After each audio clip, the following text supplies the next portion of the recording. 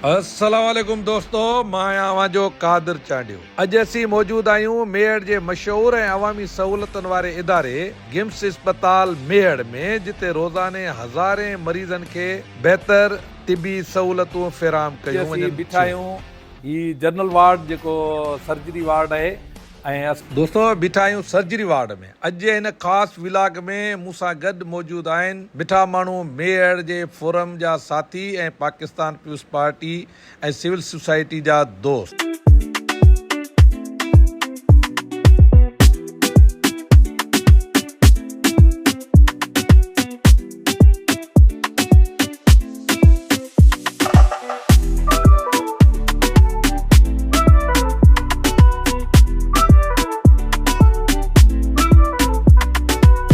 दोस्तों हिन वक़्तु असीं ICU वार्ड में बीठा आहियूं ऐं असां सां जेके दोस्त ऐं साथी गॾु आहिनि, त मां असांजो बहितरीनु असांजो सहाफ़ी बि आहे ऐं मिठा माण्हू मेहड़ जो जनरल सेक्रेटरी बि आहे। उनखे चवंदुमि त हिन ते थोरो पंहिंजी रोशनी विझे। तमामु साहब असांखे घुमराए थो, इहे ॾेखारे थो, हीअ आहे ICU हॉल।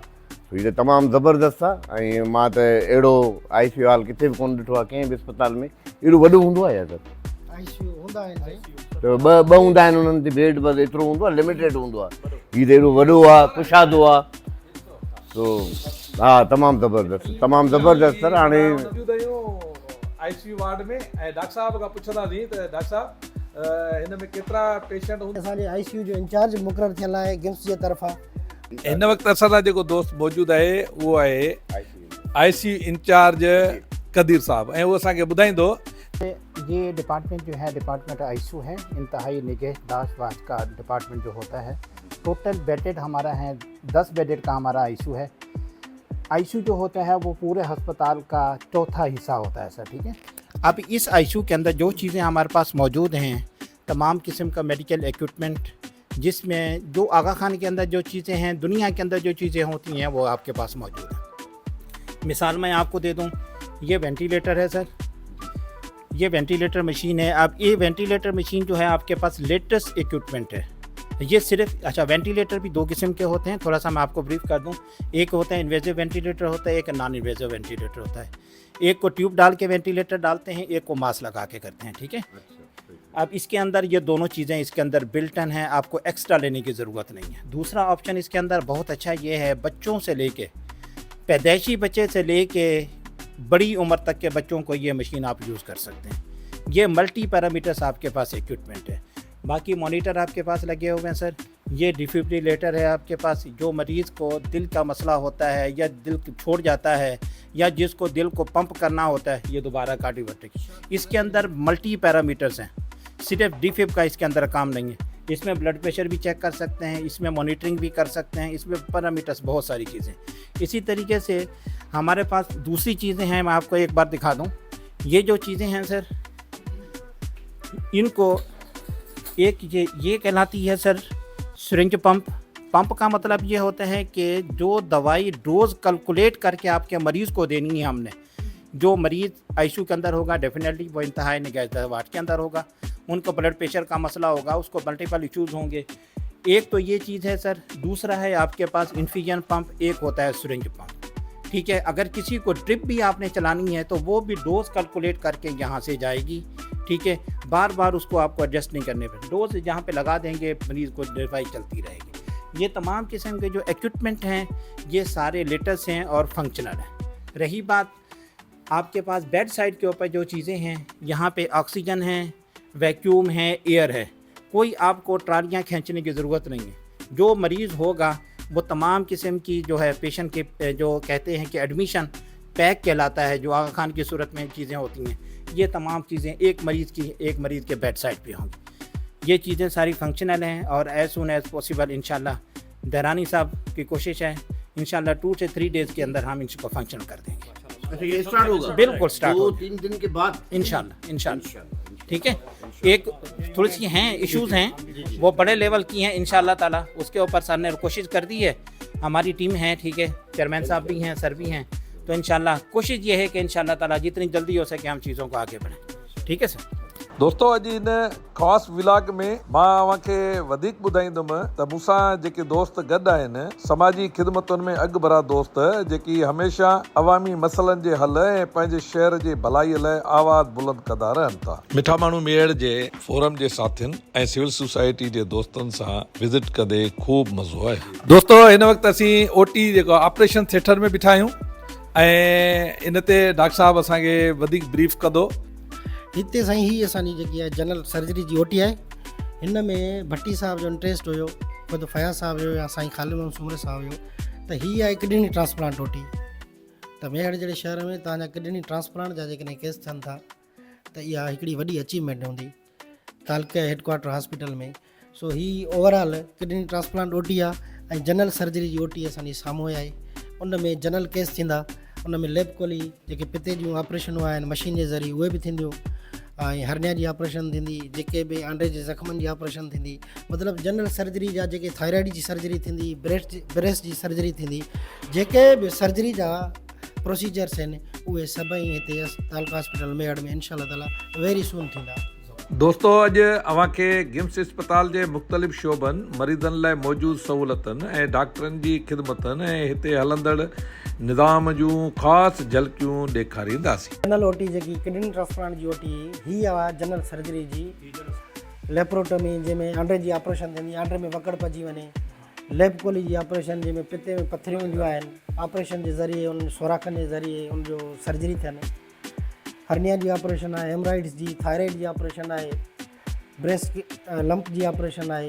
त ही सर्जिकल प्रोसीजर्स जेके बि आहिनि उहे हिन ओटीअ में परफॉर्म थींदा।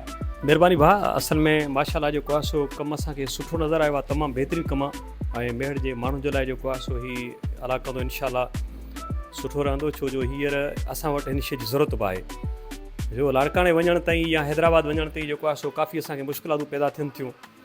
हिन इदारे में जेके हे शयूं हींअर असांखे मिलियूं आहिनि, असां था चाहियूं त अला करे ही जल्द खां जल्द स्टार्ट थियनि त मेहड़ जा माण्हू हिन मां फ़ाइदो वठी सघनि। दोस्तों आख़िर ताईं असांजे हिन व्लॉग सां गॾु रहिजो। हिन वक़्तु असीं मौजूदु आहियूं डायलिसिस वारो जेको सेंटर आहे उते मौजूदु आहियूं। इंशाअल्लाह ताला हे बि कुझु ई ॾींहंनि में असांजो वार्ड फंक्शनल थी वेंदो, असां पाण ई इंतज़ार में आहियूं। भट्टी साहब वियल आहे उमिरि ते, जीअं ई वापसि ईंदो त टेक्निकल स्टाफ जे लाइ मां साईं खे रिक्वेस्ट कई आहे भट्टी साहब खे, उहो टेक्निकल स्टाफ जीअं ई असांखे अधु मिलियो आहे, बाक़ी जेको टेक्निकल स्टाफ रहियल आहे उहो जीअं ई असांखे मिलियो त इंशाअल्लाह ही सभई मशीनूं रन करणु शुरू कंदियूं। ही त मूंखे वार्ड हींअर क्लियर थो नज़र अचे, जिथे पाण बीठा आहियूं डायलिसिस जो जेको वार्ड आहे ही क्लियर आहे थो मिली सघे। महिरबानी डॉक्टर साहब, तव्हां सां जेको आहे सो असां पाण विज़िट कयूं पिया, इंशाअल्लाह इहे शयूं असांखे नज़र अचनि थियूं ऐं पाण जल्दी हिते ॾिसंदासीं त ग़रीब मिस्किन खे फ़ाइदो मिलंदो। बेडेड असांजो ही डायलिसिस जो सेंटर आहे, हिन जे बिल्कुलु पुठियां बेड जो 18 बेडुनि जो अञा डायलिसिस सेंटर ठहे थो। 24 डायलिसिस जा बेड जो हिते जेको आहे सो सेंटर थी वेंदो त हीउ तमामु वॾो सेंटर हूंदो।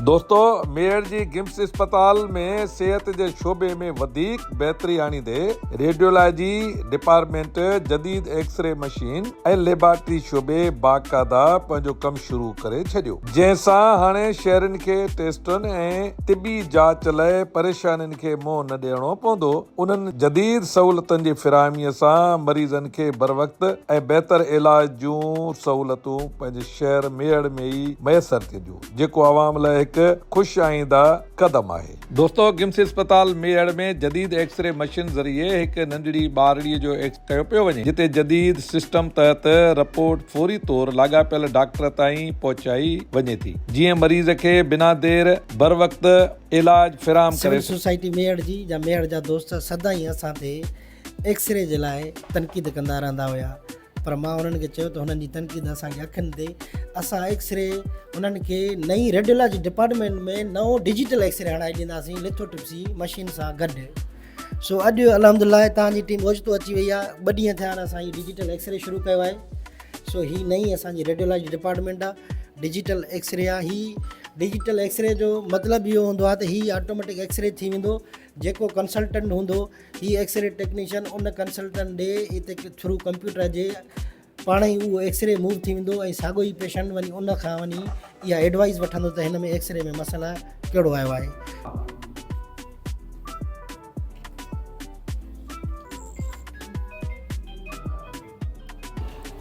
ही असांजी लिथोट्रिप्सी मशीन आहे, रेडियोलॉजी डिपार्टमेंट में ही असां इंस्टॉल कराई आहे। सो हिन जो फंक्शन इहो आहे त जेके माण्हुनि खे पथरियूं हूंदियूं आहिनि जिन जी ओपन ऑपरेशन न कराए सघिबी आहे, त उहो मशीन जे ज़रिए रेज़र जे ज़रिए उहा भरींदी आहे। हीअ उहा मशीन आहे। ऐं हिन मेड़ ऐं पस गिरदाई में तमामु घणा किडनी स्टोन जा केसिस आहिनि, फ्री ऑफ कास्ट हूंदी तलका हॉस्पिटल मेड़ जे तरफ़ां गिम्स जे तावन सां। त हीअ जेकी लेटेस्ट मशीनरी आहे, हिननि सभिनी मशीनरियुनि जा फ़ाइदा यकीनन मेड़ जे माण्हुनि खे ई मिलंदा।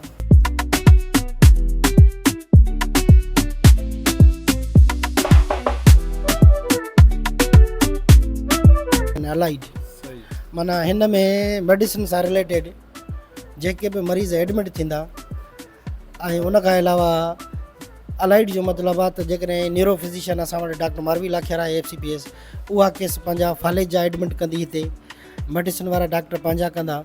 उन खां पोइ कार्डियो जो फर्स्ट एड यूनिट हिन ई वार्ड सां असांजो गॾु आहे 5 बेडेड जो। त हीअ सॼी बिल्डिंग नई बिल्डिंग जेकी आहे असांजी, हीअ मेडिसिन एंड अलाइड वार्ड असां हिनखे चऊं था, cardio first aid unit medicine and allied ward.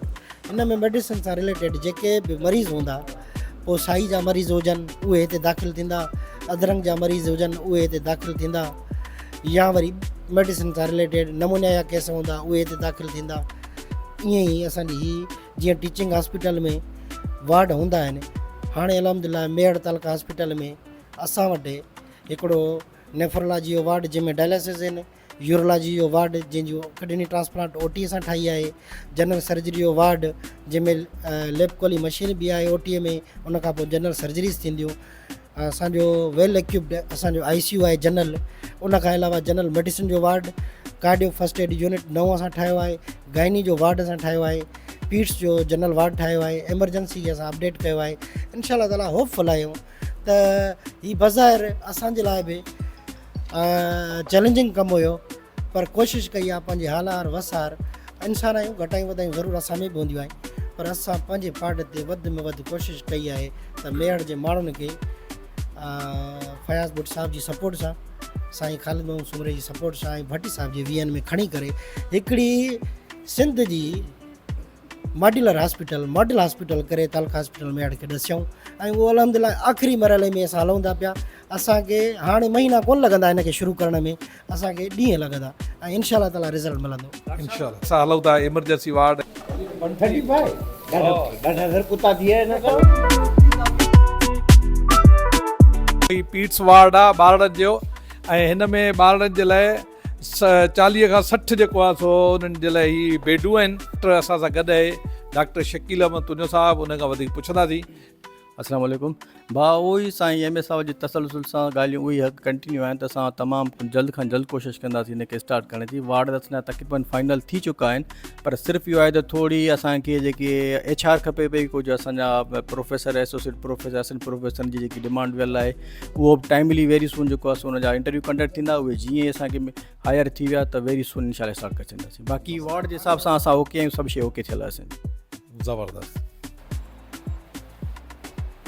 दोस्तो, हिन वक़्तु असीं कार्डियो जे वार्ड में बीठा आहियूं, ऐं जेको बि डॉक्टर साहिब जी ॻाल्हि वाक़े त उन ते तरक़ियाती कमु ही बाज़ाब्ता नमूने सां हले थो पियो। ही उनजा मज़दूर आहिनि जेके कमु कनि पिया, ऐं टेक्निकल मज़दूर आहिनि, को आम हुए हिते टेक्निकली तेज़ी सां हले थो। दोस्तो, हिन सां गॾु मूंखे ॾींदा इजाज़त, मां आहियां जो कादिर चांडियो।